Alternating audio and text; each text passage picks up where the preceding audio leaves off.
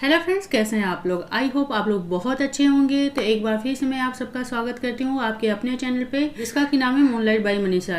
इस पे मैं आप सबको ऑनलाइन प्रोफेशनल ब्यूटिशियन का कोर्स करा रही हूँ, जो कि बेसिक से लेकर एडवांस तक है। तो अगर आप न्यू है मेरे चैनल पे तो प्लीज मेरे चैनल को सब्सक्राइब कर लीजिए। तो चलिए स्टार्ट करते हैं आज की क्लास। आज की क्लास में मैं वैक्सिंग का थ्योरी देने जा रही हूँ।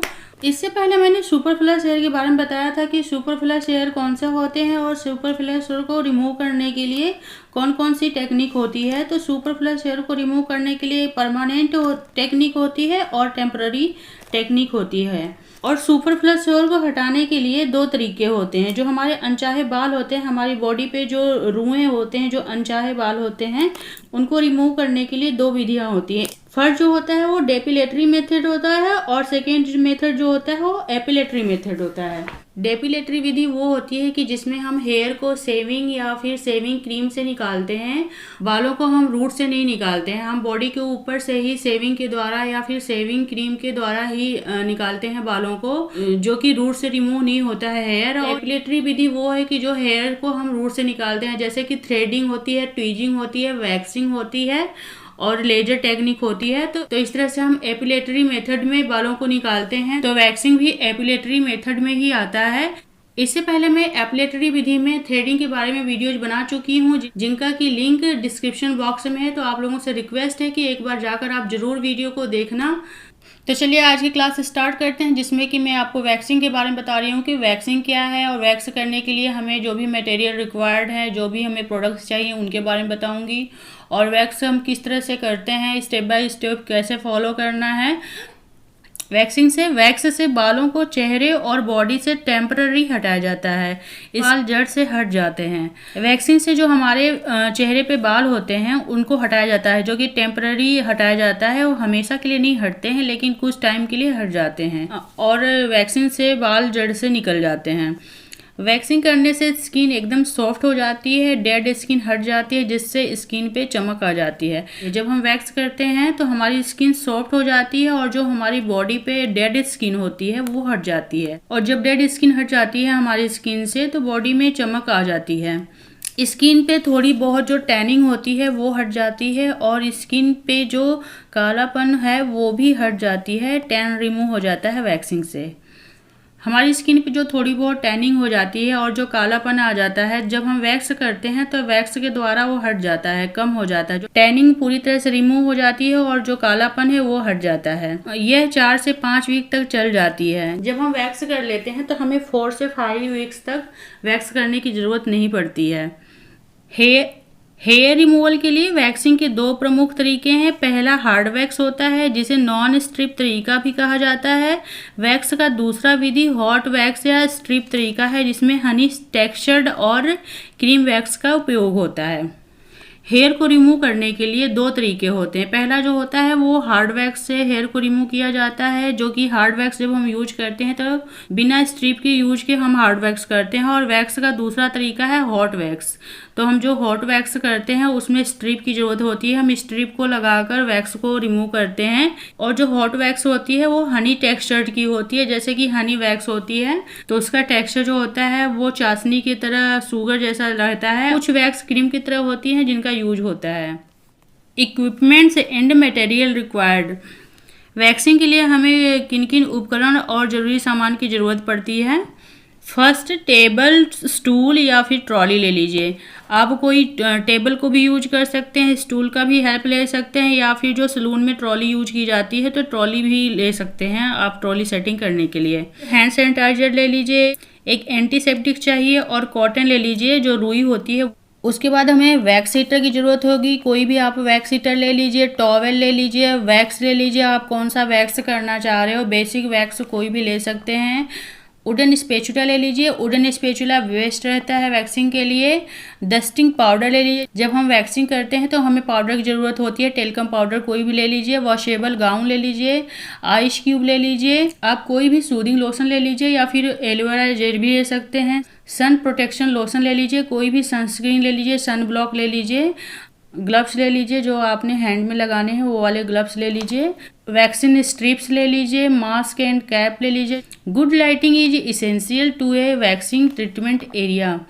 जब हम वैक्सिंग करते हैं, जब वैक्सिंग ट्रीटमेंट करते हैं तो जहाँ पे हम वैक्स कर रहे हैं, आप किसी सैलून में कर रहे हो या फिर अपने घर में ही कर रहे हो, तो वहाँ लाइटिंग की बहुत अच्छी सुविधा होनी चाहिए और फेस मास्क ले लीजिए। अब बारी आती है प्रिपरेशन फॉर वैक्सिंग, वैक्सिंग की तैयारी। वैक्स करने से पहले हम किस तरह से तैयारी कर लेंगे, तो उसमें फर्स्ट आता है क्लाइंट कंसल्टेशन को पूरा करें। जब हमारे पास क्लाइंट आता है वैक्सिंग करने के लिए तो हम उससे कंसल्ट करें, उनकी काउंसलिंग करें कि उन्होंने पहले वैक्स कराया है कि नहीं, वो कौन सा वैक्स कराते हैं, वैक्स करते समय कहीं उनकी स्किन पील तो नहीं होती है। इस टॉपिक पे आप ज़रूर क्लाइंट से बातचीत कीजिए। सेकेंड जो होता है वो ट्रीटमेंट बेड पर डिस्पोजेबल या क्लॉथ सीट लगाएं। आप जिस बेड पे वैक्सिंग करने जा रहे हैं क्लाइंट का, तो उस बेड पे आपके पास अगर डिस्पोजेबल सीट है या फिर कोई क्लॉथ सीट है, आप बेड पे लगाएं।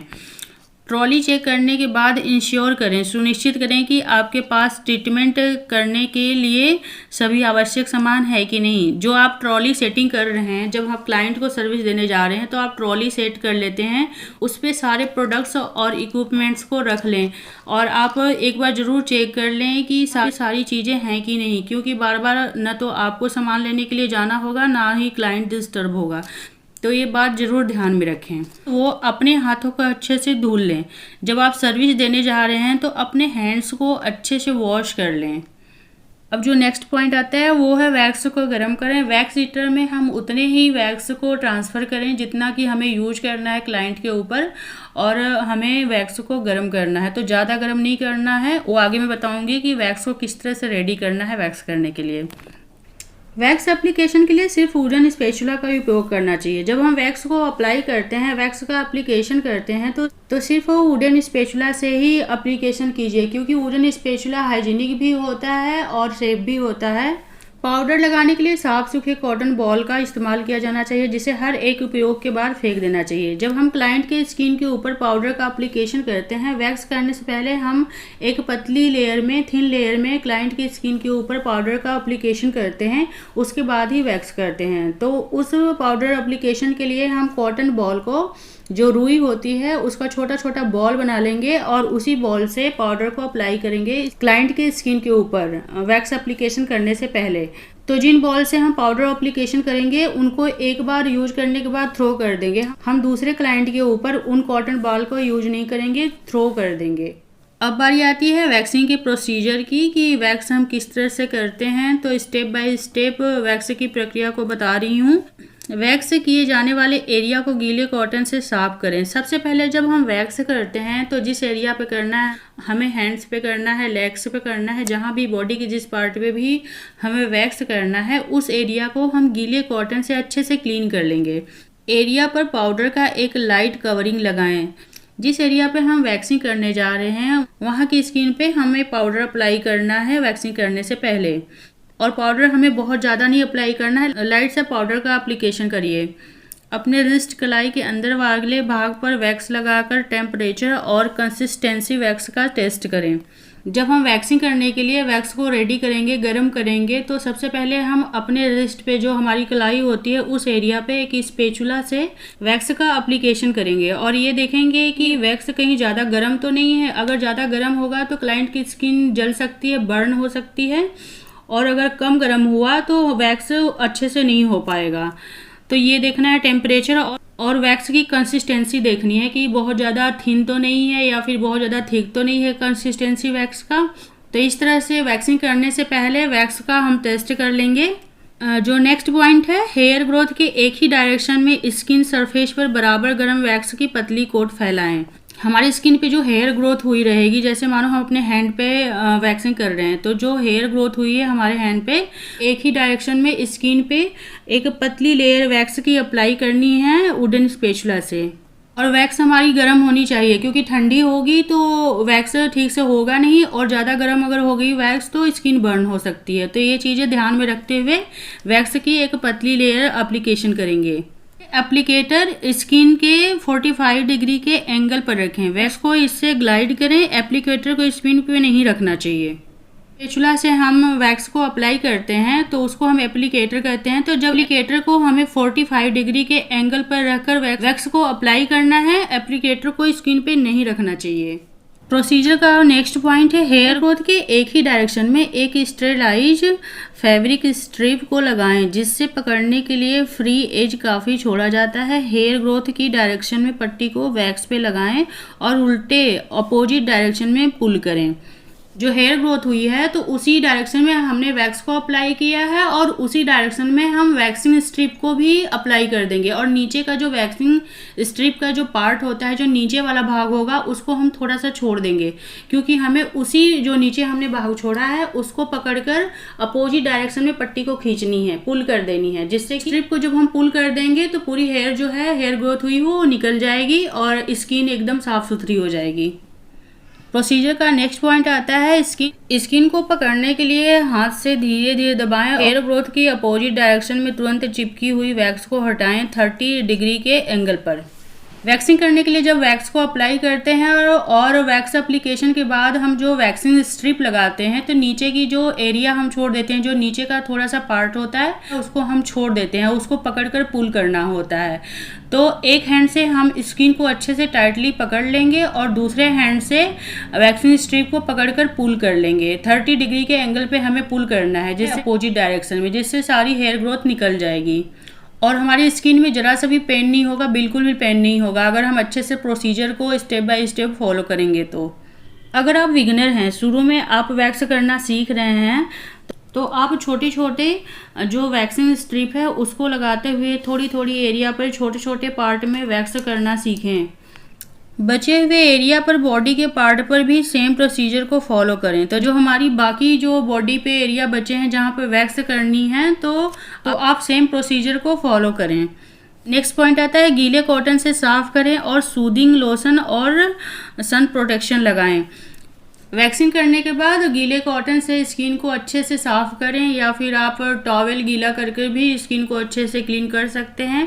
उसके बाद सूदिंग लोशन अप्लाई कर लीजिए, कोई भी सूदिंग लोशन अप्लाई कर लीजिए, या फिर एलोवेरा जेल लगा लीजिए। अगर आपको बाहर भी जाना है, कहीं पे सन के कांटेक्ट में अगर स्किन आती है तो सन प्रोटेक्शन भी अप्लाई कर सकते हैं स्किन पे। नेक्स्ट पॉइंट आता है उसके बाद क्लाइंट को ड्रेसिंग रूम में लाएँ और ड्रेस चेंज कराएँ। तो वैक्सिंग करने के बाद वैक्स का सारा procedure step by step follow करने के बाद वैक्स क्लीन हो जाती है, तो उसके बाद हम क्लाइंट को ड्रेसिंग रूम में ले जाएंगे, जिससे कि वो अपने जो क्लॉथ हैं वो चेंज कर सकें।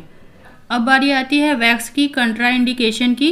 वैक्स किन कंडीशन में नहीं करना चाहिए, तो उसमें फर्स्ट पॉइंट जो आता है छाले, कट, खरोच। क्लाइंट के स्किन पे कोई छाला हो, किसी टाइप का कट लगा हो, कोई खरोच हो, तो हमें उस कंडीशन में, हमें उस सिचुएशन में क्लाइंट की स्किन पे वैक्स नहीं करना चाहिए। सेकेंड पॉइंट आता है वेरिकोज वेंस और टूटी हुई कोशिकाएं। अगर इस टाइप की स्किन हो तो उस पर भी हमें वैक्स को अवॉइड करना चाहिए। थर्ड पॉइंट आता है स्किन कंडीशन जैसे एलिज्मा, सोराइसिस, डर्माटाइटिस, इस टाइप का कोई प्रॉब्लम हो हमारी स्किन पे, तो उस कंडीशन में भी हमें वैक्स को अवॉइड करना चाहिए। हमें वैक्स क्लाइंट के ऊपर नहीं करना चाहिए। कोई जलन, अगर क्लाइंट की स्किन के ऊपर किसी टाइप का कोई जलन हो रहा है, कोई इरिटेशन हो रही है, तो उस कंडीशन में भी हमें वैक्स को नहीं करना है। नेक्स्ट पॉइंट आती है वॉट्स। अगर हमारी क्लाइंट के स्किन के ऊपर कोई मस्सा हो, कोई छोटे छोटे दाने हो मस्से टाइप के, तो उस सिचुएशन में भी हमें वैक्स को अवॉइड करना चाहिए। नेक्स्ट पॉइंट आता है स्किन इन्फेक्शन। अगर हमारे क्लाइंट की स्किन पे किसी टाइप का कोई इन्फेक्शन हो तो उस कंडीशन में भी हमें वैक्स नहीं करना चाहिए। वैक्स को पूरी तरह से अवॉइड करना चाहिए। ताज़ा घाव के निशान, अगर हमारी क्लाइंट के स्किन के ऊपर किसी प्रकार का कोई घाव रहा हो, अभी रिसेंट में ही अगर किसी टाइप का कोई चोट हो, घाव हो, तो उस स्किन पे भी हमें वैक्स को अवॉइड करना चाहिए। तो फ्रेंड्स, आज मैं वैक्सिंग का थ्योरी दी हूँ, जिसमें कि वैक्सिंग क्या है और वैक्सिंग करने के लिए इक्विपमेंट्स एंड मटेरियल रिक्वायर्ड, हमें किन किन उपकरण और सामान की ज़रूरत होती है, वैक्सिंग करने का जो प्रोसीजर होती है, जो प्रक्रिया होती है, उसको स्टेप बाय स्टेप बताई हूँ। वैक्सिंग करने के लिए हमें किस तरह से तैयारी करना चाहिए, वैक्स हमें किस सिचुएशन में नहीं करना चाहिए, ये सब मैंने बता दिया है। वैक्स का प्रॉपर तरीके से बहुत डीपली थ्योरी देने की कोशिश की हूँ, आप लोगों को अच्छे से समझाने की कोशिश की हूँ थ्योरी के द्वारा वैक्स का। आगे मैं वैक्स का अच्छे से स्टेप बाय स्टेप डेमो दूंगी। तो आई होप आज की वीडियो आप लोगों को पसंद आई होगी। अगर पसंद आई होगी तो लाइक करना, शेयर करना और कमेंट करके बताना कि वीडियो कैसी बनी है। तो मिलूंगी मैं आप लोगों से नेक्स्ट क्लास में एक अच्छी वीडियो के साथ। तब तक के लिए आप लोगों को बाय बाय, नमस्ते एंड टेक केयर फ्रेंड्स, और थैंक यू फॉर वॉचिंग।